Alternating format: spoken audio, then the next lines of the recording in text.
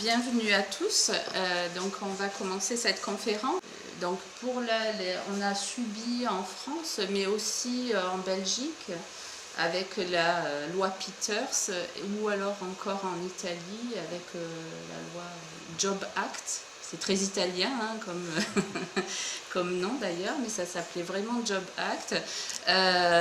Vous avez donc eu tout un ensemble de soulèvements et de manifestations contre la destruction du droit du travail. Donc chez nous, ça s'est intitulé Nuit debout. C'était notamment donc un sitting qui était organisé, une occupation un petit peu sur le modèle de Occupy Wall Street, donc qui était un rassemblement pacifique en autogestion avec des rassemblements, etc., qui s'est fait à partir de mai 2016, donc pour la loi El Khomri. Et en fait, on voit par rapport à ça, donc j'ai mis des copies écran, tout simplement de journaux, que la majorité des Français étaient en effet contre la destruction du droit du travail. Vous avez donc par rapport à ça, il y a eu aussi, mais alors il y en avait beaucoup moins, des sondages pour la loi double XL qu'on a appelée celle de la nouvelle ministre du nouveau gouvernement, donc d'Édouard Philippe. Donc où là on retrouve, même s'il y a beaucoup moins de sondages, le même peur, en tout cas la même inquiétude ici, c'est que vous inspire la réforme du Code du travail Macron et du gouvernement. Donc en fait il y avait 61% qui étaient inquiets, donc en rouge, et voilà, et donc qui estimaient que les manifestations qui ont eu lieu en septembre donc étaient justifiées à 57%. Donc en fait, pourquoi? Tout simplement parce que, en effet, si on regarde les préoccupations principales des Français, en premier, alors là vous avez une évolution à travers les années, donc vous avez donc la première c'est 2015, donc ensuite encore fin d'année 2015, etc., et puis jusqu'à donc 2016, on voit que malgré les attentats donc, qui sont un petit peu au milieu, donc revient toujours en première position préoccupation. Donc quand on pose la question aux gens, quelle est votre préoccupation principale, c'est bien l'emploi, le travail qui revient en premier. Bon, ensuite c'est la sécurité par rapport aux attentats terroristes, notamment c'était monté un petit peu plus juste après les attentats. Et puis en troisième position, donc vous avez l'amélioration du pouvoir d'achat. Et puis là aussi la préservation, donc la quatrième ligne, la préservation du modèle social français.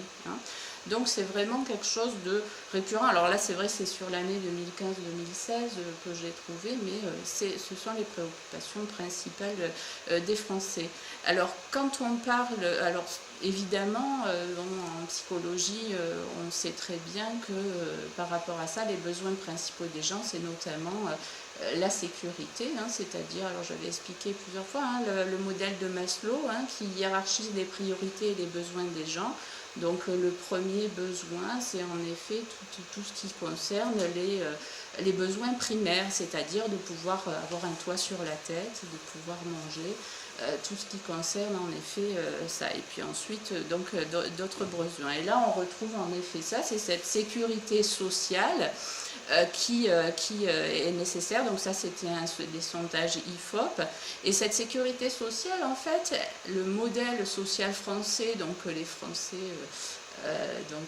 pour lesquels sont préoccupés, ils ont raison de se préoccuper parce qu'on le détruit, donc vient du Conseil notamment, enfin bien sûr que l'histoire est beaucoup plus longue, le service public date de Louis IX sous son chêne, et puis des premiers établissements de commun profit. Donc c'est une histoire longue, la France, mais en tout cas, notre modèle social actuel, c'est essentiellement donc, à la fin de la Seconde Guerre mondiale, à la Libération, où le Conseil national de la résistance avec le général de Gaulle, donc a mis en place un système de sécurité sociale, mais au vrai sens du terme, c'est-à-dire pour assurer à chacun, à chaque Français, donc le respect de ses besoins particuliers, et notamment Donc, nationalisation de la Banque de France, parce qu'évidemment, ces guerres étaient liées en effet à des dettes au niveau du privé, et donc la création monétaire, j'en ai parlé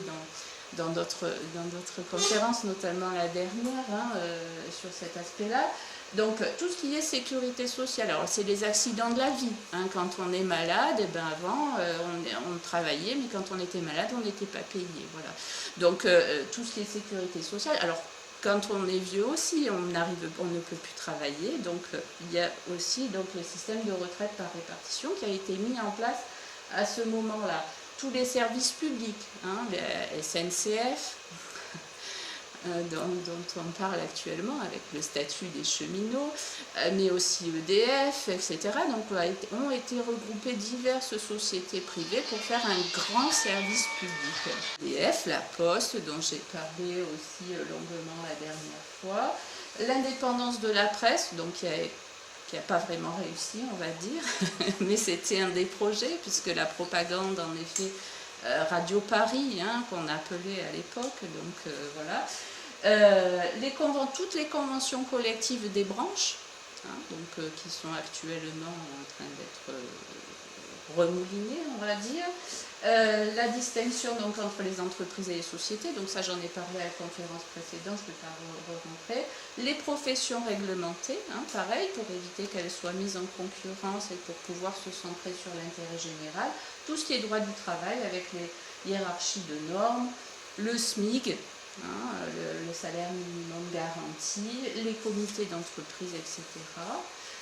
Et la formation professionnelle. Voilà, en gros, alors le modèle français auquel nous sommes attachés, c'est vrai que moi, on ne me l'avait jamais appris, je l'ai su il n'y a pas si longtemps que ça, et voilà, donc je pense que c'est important de réinscrire les choses dans l'histoire et savoir que tout ça a été acquis à la fin de la Seconde Guerre mondiale, pour justement préserver les gens de la tyrannie, aussi bien de la finance que des politiques aussi, donc Hitler, mais aussi de la finance. Et c'était suite à l'analyse de ces événements-là qu'a été mis en place justement ce système-là. Alors tout ça, bien sûr, donc tout ça a été mis à mal, notamment par une chose importante, c'est qu'en fait, il y a eu un choix de désindustrialisation qui a été fait. Donc ça, c'est dans les années 80. Donc le président Reagan et puis Madame Thatcher, donc il est devenu la mode, en tout cas la mode entre guillemets, mais du néolibéralisme, donc c'est-à-dire où l'État doit disparaître, et surtout l'industrie elle est ringarde. Donc en fait, par rapport à ça, cette politique-là donc engage les pays à désindustrialiser. Et chez nous en France, donc ça se manifeste notamment par le traité de Maastricht, donc en 1992, où là il y a un feu vert aux délocalisations avec libéralisation des flux de capitaux, où n'importe quelle entreprise du coup peut aller ouvrir une usine en Chine ou ailleurs, parce que c'est Maastricht en fait déterminait pas rien que les délocalisations à l'intérieur de l'Union européenne, mais aussi avec les pays extérieurs et les pays tiers. Et donc ces articles-là, ces principes-là des traités européens néolibéraux sont inscrits aujourd'hui dans les nouveaux traités, parce qu'en fait les traités européens c'est un peu comme les poupées russes.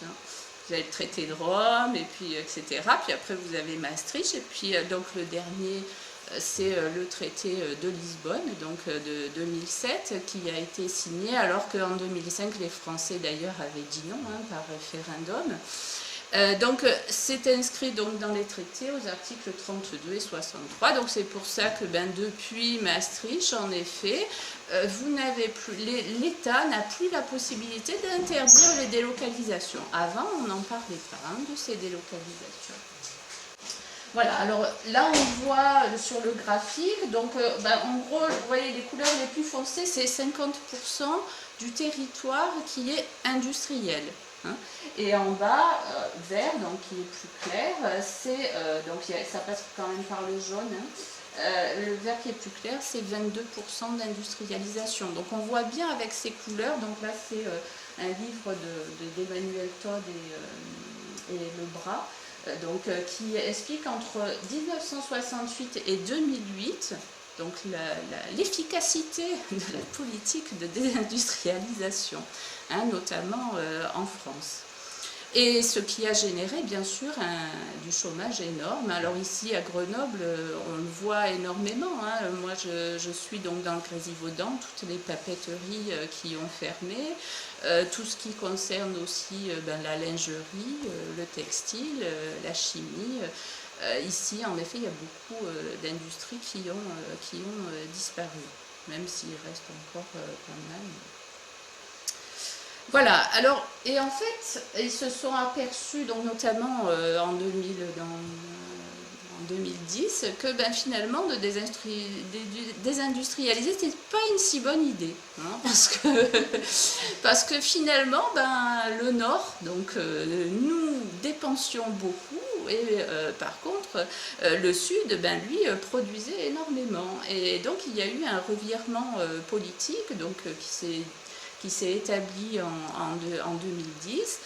Et par rapport à ça, donc vous avez, alors on reviendra tout à l'heure sur la chronologie justement de tout ça, mais en 2010, il y a eu un revirement qui a été fait. Alors là, c'est un article qui parle du G20, qui s'est tenu en 2011, où ils ont parlé de tout ça, de comment ils pouvaient faire pour ça, et voilà. Et alors, donc en 2010, un peu plus tard, puisque M. Hollande a été élu en 2012, mais vous avez eu donc les stratégies d'usine du futur de Arnaud Montebourg, qui s'est mis en place, et puis donc notre président actuel, qui était ministre de l'économie, qui a repris derrière une stratégie donc, qui s'appelle l'industrie du futur. Voilà. Alors, l'objectif, c'était de réindustrialiser la France.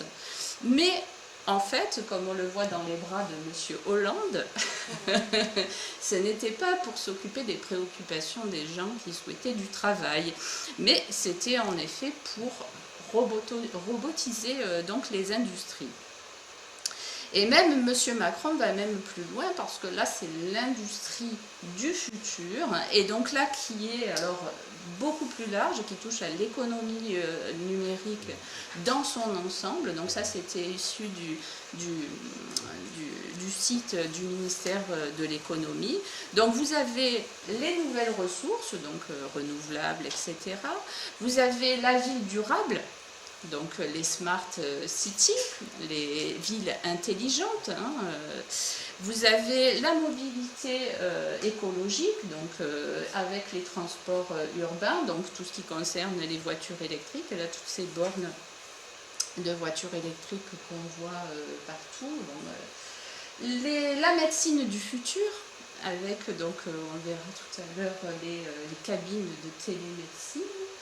Entre autres, et vous avez aussi l'économie des données, hein, qu'on appelle le big data.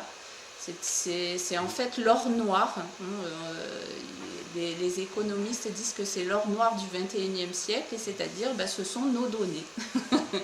Donc l'open data, M. Hollande en 2013 a signé une charte, la charte Open Data au G8, et en fait l'objectif c'est d'ouvrir toutes les données, y compris de la sécurité sociale, c'est-à-dire les données de notre santé qui sont remises dans les mains du privé.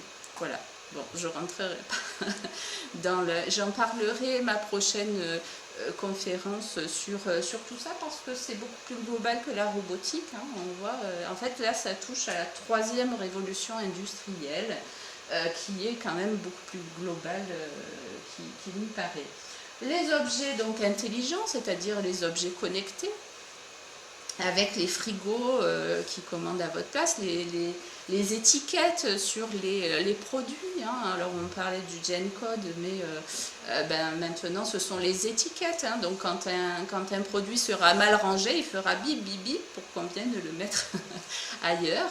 Et puis quand vous l'emporterez chez vous, la puce elle sera là aussi. L'alimentation, alors la confiance numérique, alors oui, ça c'est quelque chose d'important parce que pour que ce plan réussisse, il faut que les gens aient confiance justement dans le système numérique et donc ça c'est un des piliers importants de l'industrie du futur, c'est nous donner confiance dans cette économie-là. Et puis la dernière, donc c'est alimentation intelligente. Donc ça concerne plutôt tout ce qui est l'agriculture, hein, donc pour l'arrosage des plantes, pour tout un ensemble, économiser de l'eau, etc., etc.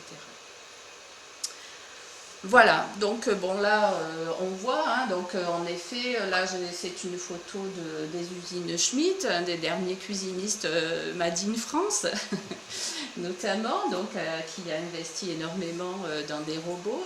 Il y a même un reportage là sur internet qui montre que ils n'ont pas donc maintenant il n'y a plus besoin que d'une seule personne pour faire tourner le robot, enfin il y a très très peu de monde, mais ils disent que a priori ils n'ont pas licencié mais qu'ils ont requalifié, donc et maintenant ils sont des conducteurs de robots. Voilà. Vous avez donc, pour élargir la France, vous avez les iPhones, hein, donc le fabricant de iPhone, Foxconn, donc en Chine, donc qui remplace 60 000 ouvriers par les robots. Hein, donc même en Chine, ils sont touchés par ça. Vous avez les plateformes Amazon, donc, qui en effet sont des plateformes qui...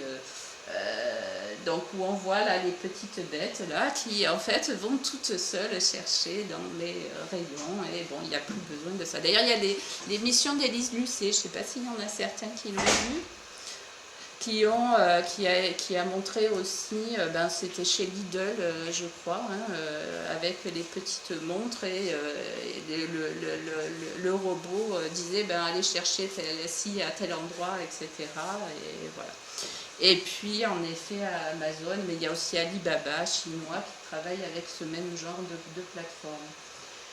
Mais ça va plus loin qu'en effet les usines et les entrepôts, puisqu'en fait vous avez des convois de camions routiers sans conducteur. Donc la première expérimentation en 2016, vous avez, j'en ai parlé dit tout à l'heure, la cabine. Donc première cabine en France, c'était dans une maison de seniors, donc de télémédecine, où en fait c'est eux-mêmes qui prennent leur tension, etc. Et puis ensuite c'est envoyé par Internet à leur médecin traitant. Vous avez les robots humanoïdes aussi, notamment là Nao, qui est en train de faire de la gym avec nos personnes âgées. Et puis même l'armée, hein, là vous avez Sea Hunter qui est en fait le premier navire militaire a priori qui n'a pas d'équipage. Voilà, donc vous avez aussi pour la Poste, Amazon, enfin la Poste aimerait avoir le premier livreur drone avant Amazon, donc ils sont là-dessus. Vous avez des taxis aussi, alors on a parlé d'Uber, les taxis, etc. En fait, il faut savoir que là, il y a l'Arabie Saoudite qui a commandé des taxis drones, donc qui transporteraient une personne. Voilà, donc sans chauffeur, bien sûr, ce serait un drone. Des robots journalistes aussi, hein, aux États-Unis, vous avez sur un an, il y a plus de 850 articles qui ont été faits par des robots journalistes.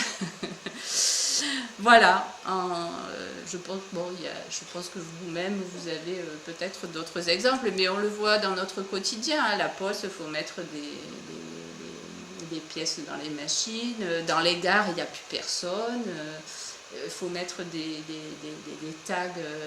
Il y a des tramways qui se créent, mais il n'y aura pas de conducteur.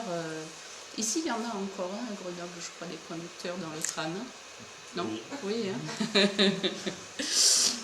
À Aix-en-Provence, ils sont en train de construire justement un tram, un transport en commun et qui sera sans conducteur. Il y a aussi dans la grande distribution, pareil, des robots humanoïdes qui conseillent les clients et puis les enfants sont ravis d'avoir des petits robots qui leur parlent, qui échangent, etc. Voilà, alors tout ça, en termes d'emploi, il y a des études qui sont faites et en fait, d'ici 2025, c'est pas si loin, hein, on est en 2018, donc c'est d'ici 7 ans. Il est prévu qu'il disparaisse, et on le voit, ça va quand même assez vite, 3000 emplois. Donc ça c'est le cabinet... 3 millions, pardon. 3000, ça serait bien. 3 millions d'emplois qui disparaîtraient d'ici 7 ans. Enfin, c'était une étude de 2017, donc bon, voilà. C'est un grand cabinet de conseil en stratégie et qui est européen, celui-là. Mais par contre, ça ne créerait que 500 000 postes. Donc ça veut dire qu'il y a 2,5 millions d'emplois qui vont disparaître. En sachant que ceux qui disparaissent, ce sont des ETP, des emplois à temps plein, hein, sous le régime des contrats de travail qu'on a actuellement et qui sont relativement sécurisants, et que les nouveaux postes qui vont être créés avec le nouveau droit du travail, le télétravail, la flexi-sécurité, etc., etc. Donc, alors il faut savoir que c'est pas le seul organisme qui a fait des études et des prospectives là-dessus. Il y a aussi le Massachusetts Institute qui a fait la même étude et qui a montré qu'il y aurait 47% donc des emplois qui disparaîtraient, pareil, d'ici 2025, etc. Donc c'est global.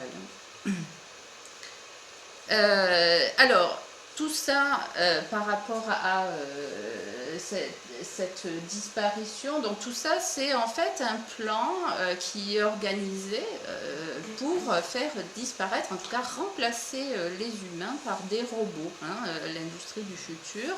Et tout ça donc que ce soit au niveau... Ah oui, alors je ne l'ai pas dit juste avant, mais les emplois qui disparaissent, c'est beaucoup, donc tout ce qui concerne l'agriculture, l'industrie, on va en parler, l'hôtellerie aussi, la fonction publique, alors énormément, même la police et l'armée, mais aussi tous les services, hein, on a vu, les maisons de retraite, etc.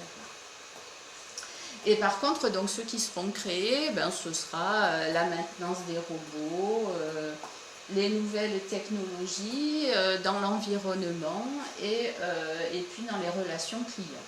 Bon, s'il n'y a pas de plateforme délocalisée, parce que les plateformes téléphoniques sont pas forcément en France.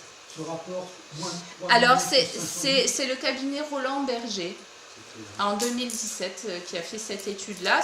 Les conseils pour l'État, c'était un rapport qui a été fait justement pour alors ça s'appelait principaux conseillers, rapport de transformation digitale dans le secteur public, voilà, d'avril 2017. Vous avez aussi le think tank Bruegel qui a fait à peu près la même étude avec à peu près les mêmes résultats. Et ce think tank là, il est particulier parce que c'est des pays et puis des plus grandes multinationales, hein. Dedans vous avez Pfizer, Novartis, Microsoft, Google, donc c'est même pas que européen. Voilà, donc de ça. Voilà, et tout, donc du coup l'humain donc remplacé, pas rien que dans les usines, donc les derniers ouvriers, mais aussi dans les services, le e-commerce, hein, on parlait d'Amazon, hein, notamment, les paiements aussi sans contact, ce genre de choses, les boulangeries maintenant où on met la monnaie directement, bon, pour des raisons d'hygiène, hein. Les hôpitaux, les administrations, et puis tout ce qui est marketing aussi. Les ressources humaines, j'en parlerai tout à l'heure. Il y a une grande révolution qui s'est passée aussi au niveau des ressources humaines. Et puis donc l'agriculture, donc où on passe des fermes agricoles à des firmes agricoles, agraires, avec en effet tout un ensemble de matériel connecté pour la traite, pour l'arrosage, pour le dosage des pesticides. Enfin, on ne s'imagine pas, j'ai lu récemment un article sur cette transformation-là. Je me suis dit, oh punaise, ça ressemble plus vraiment à l'image de l'agriculture qu'on a. Voilà. Et d'ailleurs, c'est pour ça que vous avez un agriculteur tous les 2 jours qui se suicide, parce qu'en effet, ça génère tout un ensemble d'investissements en matériel, en graines aussi, enfin tout un ensemble de choses qui font que les petites exploitations, notre agriculture française, c'est ça, hein, sont nos terroirs, et puis des petits agriculteurs qui ont reçu des terres de leurs pères et de leurs ancêtres, et donc qui souhaitent en vivre dans les terroirs, et en fait tout ça est en train d'être transformé en agro-industrie avec des entreprises de plus en plus grosses et dépendantes aussi des marchés. Donc, et tout ça est financé, donc là c'est le site hein,